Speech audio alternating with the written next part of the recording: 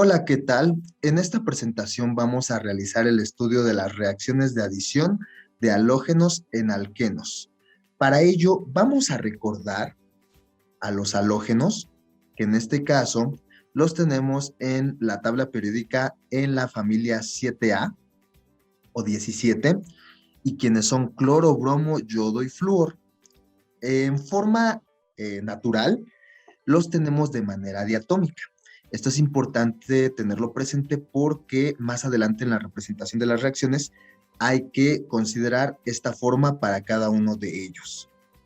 Pasando ahora al tema de reacciones de adición en alquenos, reconocemos a la molécula que tenemos aquí presente como una molécula de alqueno por la razón de que tenemos doble enlace entre carbono-carbono y a su vez vemos que cada carbono está complementado con sus hidrógenos correspondientes.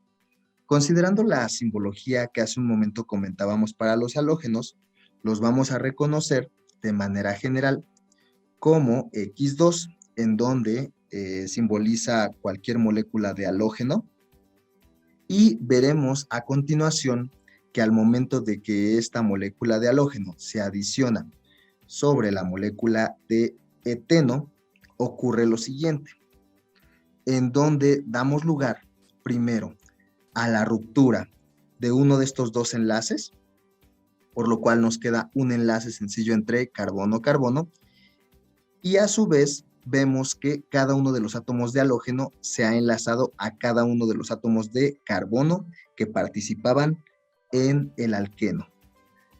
Ahora, aquí vale la pena que recordemos que el carbono es tetravalente. ¿Qué significa eso? Que puede formar 4 enlaces. Vemos que este carbono tiene 2 enlaces con el otro carbono de al lado, pero a su vez vemos que está enlazado a 2 átomos de hidrógeno, por lo tanto, en un conteo total está formando 4 enlaces. Lo mismo ocurre para el carbono de al lado. Por tal razón, cuando se rompe uno de estos enlaces, quedando un enlace simple entre los dos carbonos, vemos que inmediatamente para que recupere su tetravalencia va a tener que formar otro enlace, el cual lo forma con uno de los átomos de halógeno. Lo mismo ocurre con el carbono de al lado. Por lo tanto, cada vez que veamos este fenómeno de la adición en donde veamos que se rompe uno de los dos enlaces que vemos aquí, hay que tener presente que este fenómeno observado en la adición de que inmediatamente los carbonos formen otro enlace con otras especies es porque están recuperando su tetravalencia. Hablando ahora de reacciones de adición de halógenos en alquenos, vemos aquí el ejemplo en donde tenemos nuevamente al eteno en presencia de cloro diatómico y que, hablando ya más respecto a la reacción que ocurre aquí, pues identificamos la necesidad de un disolvente, que es el medio en el que ocurre la reacción, y que también se le reconoce como condición de reacción. Este disolvente puede ser tetracloruro de carbono o diclorometano. Si nosotros analizamos cuál es el producto que se obtiene aquí, pues vamos a llegar a la conclusión de que se obtiene esta molécula, que es la molécula llamada 1,2-dicloroetano. Vemos aquí nuevamente que la lógica consiste en que desapareció el doble enlace, queda un enlace simple entre los dos carbonos y cada átomo de cloro se enlaza con un átomo de carbono. En este otro ejemplo, vemos que ahora tenemos otro alqueno, el cual es la molécula de propeno. En esta ocasión, ahora tenemos una bromación y nos ponen que el disolvente para que ocurra esta bromación tendría que ser tetracloruro de carbono. ¿Cuál es el producto que se obtendría en esta reacción? Pues vemos que el producto sería esta molécula, que es la molécula de 1,2-dibromo propano. Ahora, si nos preguntamos cómo se obtuvo este producto, vámonos paso a paso. Nosotros partimos del propeno, al cual si queremos saber qué ocurre al adicionarle bromo diatómico, lo primero que podríamos hacer sería quitar el doble enlace y dejar un enlace sencillo entre estos dos carbonos. O sea, aquí digamos, el primer tip es que identifiquemos la zona donde está el alqueno. Todo lo demás que sea de alcano no lo vamos a considerar, puesto que la zona reactiva en esta situación es donde esté la doble ligadura. Entonces, quitamos la doble ligadura.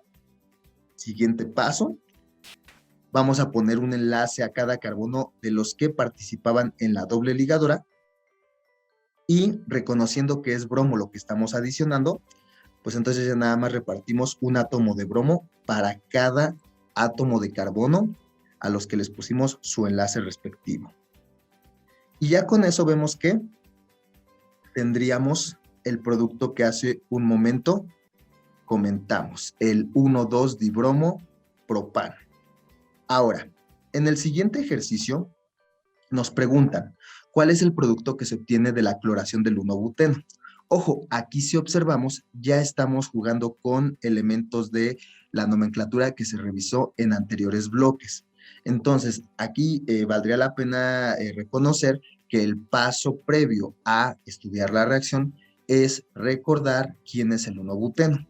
Para ello, recordamos que el 1-buteno consiste de entrada en una molécula con 4 átomos de carbono, en donde en el carbono 1 se soporta un doble enlace debido a que tenemos un alqueno.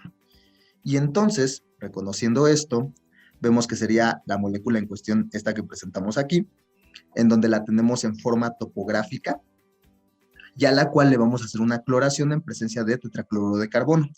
El producto que se obtendría, vemos que sería este que se presenta aquí, el cual sería el 1,2-diclorobutano. Entonces, nuevamente, si tenemos duda en cómo se obtiene este producto, hay que irnos paso por paso. El paso 1, si observamos aquí, consistiría en quitar la doble ligadura. El paso 2, en ponerle un enlace a cada átomo de carbono de los que participaba en la doble ligadura.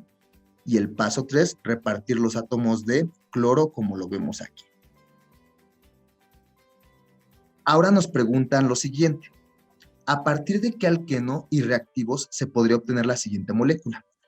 Es decir, en esta pregunta hemos de ubicar que ahora ya no nos preguntan qué productos se van a obtener, sino a partir de qué alqueno y reactivos. Es decir, que esquemáticamente nos están preguntando esto. ¿Qué alqueno junto con qué reactivos podríamos poner para que al ponerlos a reaccionar nos dé como resultado esta molécula? Si observamos esta molécula, tiene nombre, su nombre de esta molécula es el 2,3-dicloropentano.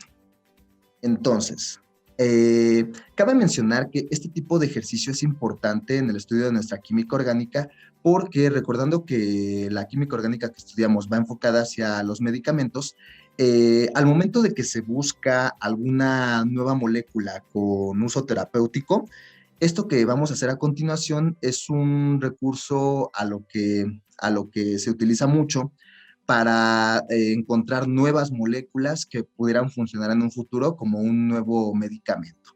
Entonces, dando lugar a la importancia de este ejercicio, vamos a ver cómo obtener estos reactivos y bueno, para ello, paso 1, nuevamente vámonos paso a paso.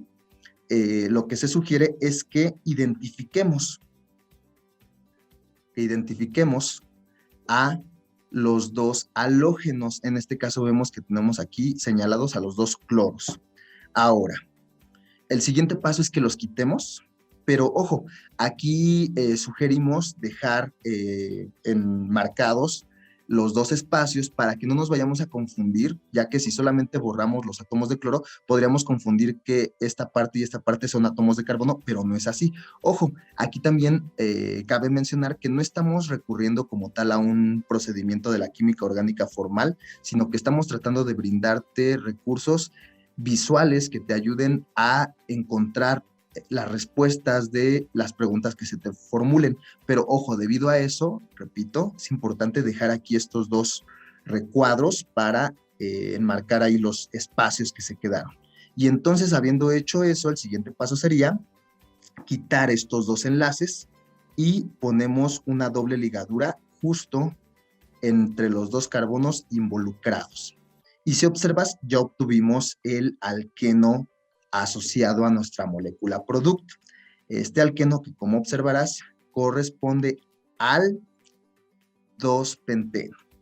Y entonces ya nada más recordar que a este alqueno lo que queremos es al final dejarlo, o más bien adicionarle una molécula diatómica de cloro para que tenga estos dos cloros. Por lo tanto, habría que reconocer también que necesitamos como reactivo al cloro diatómico.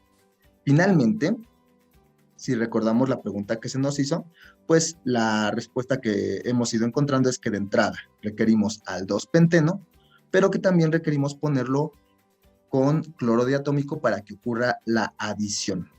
Y finalmente también es importante recordar la condición de reacción, que es el disolvente que nos dicen en la literatura debe de ponerse como medio para que ocurra la reacción. Esta parte es importante darle lugar a la condición de reacción porque incluso hablando de estudios formales de la química orgánica, pues veremos que si no se pone la condición de reacción, en ocasiones se nos indica que no es posible que se lleve a cabo la reacción. Entonces, sencillamente te hacemos la recomendación de que recuerdes poner cuál es la condición de reacción y que en principio te preguntes si hay alguna condición de reacción. Y pues bueno, muchas gracias por tu atención. Esperamos que este material te sea de utilidad. Hasta pronto.